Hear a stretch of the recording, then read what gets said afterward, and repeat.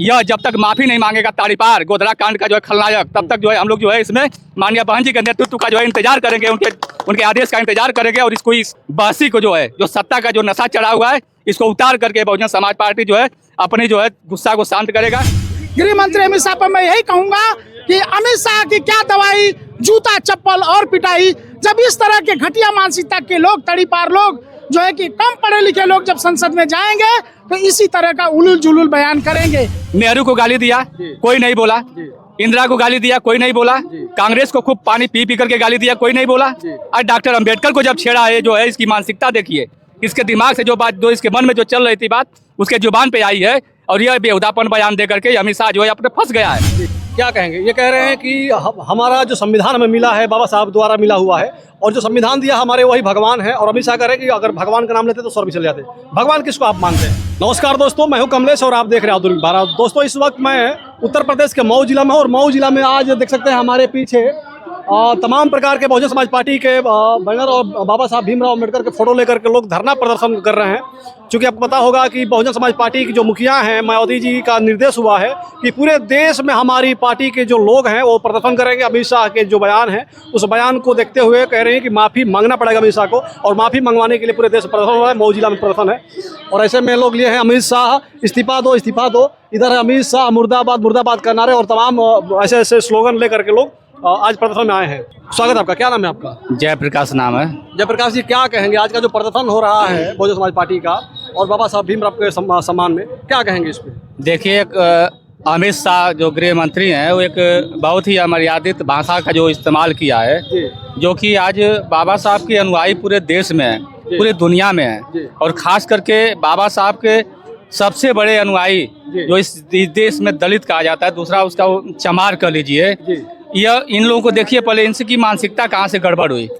यह जो है गोवलकर को मानने वाले, मनुस्मृति को मानने वाले, और यह जो है पूरी तरीके से गोडसे के समर्थक, गोडसे के अनुयायी। और आज तक ये भारतीय जनता पार्टी जो है गांधी को गाली देते देते सिहर गई, लेकिन आज तक जो है उस गांधी को मानने वाले, जो उनके नाम पे दुकान चलाने वाले, एक बार भी उनको जो है फेस करने के लिए तैयार नहीं हुए। उनके सामने कभी लड़ने के लिए आए नहीं, क्योंकि वो गोडसे को ही अपना जो है सब कुछ जन्मदाता, सब कुछ उनके कर्म, सब कुछ उन्हीं को मानते हैं। देखिए विचारधारा, नेहरू को गाली दिया, कोई नहीं बोला। इंदिरा को गाली दिया, कोई नहीं बोला। कांग्रेस को खूब पानी पी पी करके गाली दिया, कोई नहीं बोला। और डॉक्टर अंबेडकर को जब छेड़ा है, जो है इसकी मानसिकता देखिए, इसके दिमाग से जो बात, जो इसके मन में जो चल रही थी बात, उसके जुबान पे आई है। और यह बेहुदापन बयान दे करके अमित शाह जो है अपने फंस गया है, यह फंस गया है पूरी तरीके से। और यह देखिए, जब यह संसद भवन के एकदम जहाँ पे अनरिकॉर्डेड है, उस लोकसभा में रह करके और इस तरीके का कृत्य किया है, जो ये माफी योग्य नहीं है। और ये बहुजन समाज पार्टी के जितने भी जो है बाबा साहब के अनुयायी हैं, आर्य पार की लड़ाई लड़ने के लिए 24 घंटा तैयार हैं। आप किसी भी महापुरुष की मूर्ति को टूटते हुए देखिएगा, उसको कोई नहीं पूछता है। अगर डॉक्टर अंबेडकर की अंगुली टूटती है तो यह समाज पूरा शहर जाम कर देता है। क्यों? क्योंकि वह आत्मीय रूप से उनको जो है मानता है। और ये बाबा साहब यह कह रहा है कि ईश्वर पता नहीं क्या हो जाएगा, स्वर्ग पहुंच जाएगा। तो मैं ऐसे नलायकों को कहना चाहता हूं कि आज़ादी के बाद जब डॉक्टर अंबेडकर जी जब भारत को संविधान दिए, तो देने वाला हमेशा देवता होता है। और डॉक्टर अंबेडकर की ही देन है कि आज इस समाज में जो भी चमक दिख रही है, जो भी फुलवारी की तरह से जो है रंग बिरंग जो दिखाई दे रहा है, या तुम गुलामों के गुलाम, तुम हमको क्या परिभाषित करोगे? आज ये है, आज उन्हीं की देन है। जो देता है वही देवता होता है, वो हमारे देवता है। और मैं उनको हर तरीके से उनके सम्मान में लड़ने के लिए, मरने के लिए तैयार है पूरा समाज। क्या कहेंगे? ये कह रहे हैं कि हमारा जो संविधान हमें मिला है बाबा साहब द्वारा मिला हुआ है, और जो संविधान दिया हमारे वही भगवान है। और अमित शाह कह रहे हैं कि अगर भगवान का नाम लेते तो स्वर्ग भी चले जाते। भगवान किसको आप मानते हैं? भगवान तो देखिए उन्हीं को माना जाता है कि भगवान के ही ये काम है कि जहाँ जो है कि हमारे देश के गरीब जनता लोगों को पानी पीने का अधिकार नहीं था। एक तालाब में पशु और जानवर पानी पी सकता था, लेकिन जो है कि इंसान पानी नहीं पी सकता है। इंसान ही इंसान से पूछता है कि तुम्हारी जात क्या है। मतलब कितना आंखों पे पट्टी पड़ी हो, तो खुद इंसान और इंसान से पूछते हो। तो जो इस नरक से निकाल रहा है, जो इतने दबे कुचले वंचित समाज के 85% 90% लोगों को जो है कि दरिंदगी भरी, नरक भरी जिंदगी से जिन्होंने निकाला, वो काम भगवान ही कर सकता है। तो बाबा साहब भगवान से बढ़कर ही हैं, और खास करके सारे समाज के लिए। केवल बाबा साहब ने दलितों के लिए ही काम नहीं किया। ये जो है कि ये भी एक झूठ फैलाया गया है समाज में। बाबा साहब ने तो हिंदू कोड बिल बना करके जो है कि सवर्ण समाज के और सारी महिलाओं के लिए भी काम किया। नहीं तो मनुस्मृति देख लें, और मनुस्मृति क्या कहती है, और संविधान जब से लागू हुआ जो है कि लोग क्या कहते हैं। तो अमित शाह पर मैं, गृह मंत्री अमित शाह पर मैं यही कहूंगा कि अमित शाह की क्या दवाई, जूता चप्पल और पिटाई। जब इस तरह के घटिया मानसिकता के लोग, तड़ीपार लोग जो है कि कम पढ़े लिखे लोग जब संसद में जाएंगे तो इसी तरह का उलूल जुलूल बयान करेंगे। आज देश की देख लीजिए, पार्लियामेंट में इतने करोड़ों खर्चा करके लोगों को इनको चुन करके भेजा जाता है। किस बात के लिए? डिबेट उस बात पर होनी चाहिए कि हमारी रोजी रोटी, हमारे देश का विकास कैसे होना चाहिए। लेकिन डिबेट किस बात पर होता है कि मंदिर के नीचे मस्जिद है, मस्जिद के नीचे मंदिर है, ये खोजा जाता है। आज विश्व की दूसरी कंट्री, दूसरे लोग जो है कि रिसर्च कर रहे हैं, जमीन के अंदर खोल के हुए गैस, नेचुरल चीजें, हीरा मोती जवाहरात और तमाम दूसरी चीजें निकाल। लेकिन भारत में क्या हो रहा है कि राम मंदिर, मूर्ति, इनके पास कोई काम नहीं है, कोई काम नहीं है। तो ये जो है कि लोगों को आपस में लड़ाने का ही काम करेंगे। ये हम लोग को शर्म तो उस समय आती है जब बाबा साहब ने जो पूना पैक्ट के बदले पूना पैक्ट के बदले 2 वोट का अधिकार गांधी एंड कंपनी के सामने मांग की है, तो 2 वोट का अधिकार तो नहीं मिला। जो कर देने का जो उसमें ये व्यवस्था की गई थी कि जो कर देगा वही उनको मिलेगा, जो हाई स्कूल पास होगा वही उनको वोट देने का अधिकार होगा। लेकिन धन्य है बाबा साहब कि जो उसी पूना पैक्ट में राजनीतिक जो लोकसभा विधानसभा के सीटों में राजनीतिक भागीदारी देते हुए और सुरक्षित सीटों पे जो है एक सुरक्षित माने आरक्षित सीट कराने का कार्य 21% आरक्षित सीट कराने का काम किए।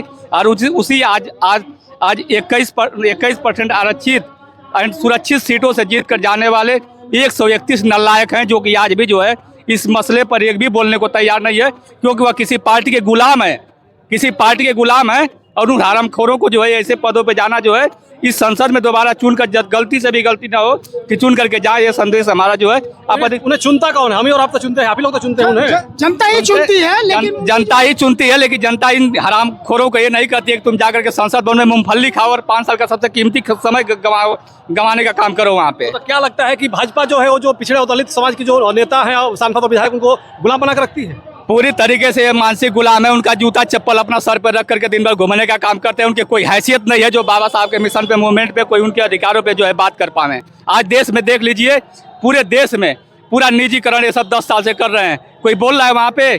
सबसे पहले जो है इस देश में सबसे बड़ी एक संस्था होती थी सेवा आयोजन कार्यालय, जो पूरे देश का जो है पूरा सर्वे कराते थे कि हमारे यहाँ बेरोजगारी दर क्या है, हमारे यहाँ के विकास दर क्या है। आप जो है ऐसे लोगों को कैसे समझा पाइएगा जिस देश में कापी किताब पे जो है GST लगाया, कोई नहीं बोला, नोटबंदी किया, कोई नहीं बोला। उसके बाद जो है आप तमाम तरीके के कानूनों में संशोधन करके आए दिन जो है बखेड़ा खड़ा करने का काम करता है, कोई नहीं बोलता है वहाँ पे। और आप देखिए अभी शिक्षा देख लीजिए, शिक्षा नीति जो बनाया है, एक जो है गंवार आदमी उससे बेहतर होगा उस शिक्षा नीति से। वह जो है एक जो है कक्षा 1 से लेकर के और डिग्री कॉलेज तक की आप शिक्षा घर बैठे हासिल कर लीजिए। उसमें कुछ है ये नहीं है, किसी को फेल भी नहीं करना है। ऐसी नई शिक्षा नीति बनाए हैं सर कि 1 से लेकर के 8 तक किसी को फेल नहीं करना है।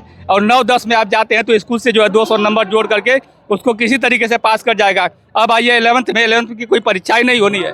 12th में जाइए, 12th जो है होम एग्जामिनेशन होगा, उसके बाद ग्रेजुएशन आप जो है पत्राचार की तरफ जो है पढ़ लीजिए। पास फेल तो होना ही नहीं है। ऐसी शिक्षा नीति बनाए जहाँ पे लोगों को संघर्ष करने की आदत कम पड़ेगी।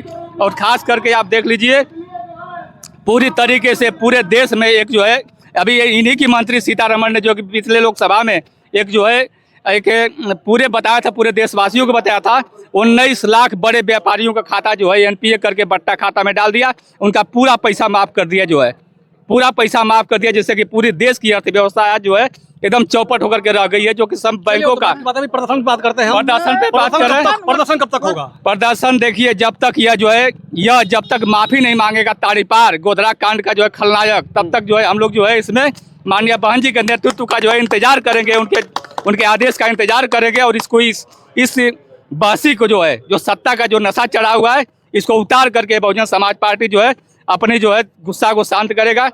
धन्यवाद। क्या कहेंगे? क्या कहेंगे, हम यही कहना चाहते हैं कि बाबा साहब पर किया गया टिप्पणी बहुत ही अपमानजनक शब्द है। देखिए, जिस संविधान के वजह से और संविधान के निर्माता बाबा साहब डॉक्टर B.R. अम्बेडकर, उनकी वजह से अमित शाह गृह मंत्री बनाए, सभी जानते हैं। नहीं तो भारत का संविधान नहीं होता तो यहाँ लोग जाति के हिसाब से काम डिवाइड था। अगर जाति के हिसाब से काम डिवाइड होता तो अमित शाह कबाड़ी वाला काम करता। इसलिए आजकल हर युवाओं की जरूरत है कि पढ़े लिखे लोगों को चुनकर सदन में भेजा जाए ताकि देश के महापुरुषों पर कोई अपमानजनक टिप्पणी ना कर सके।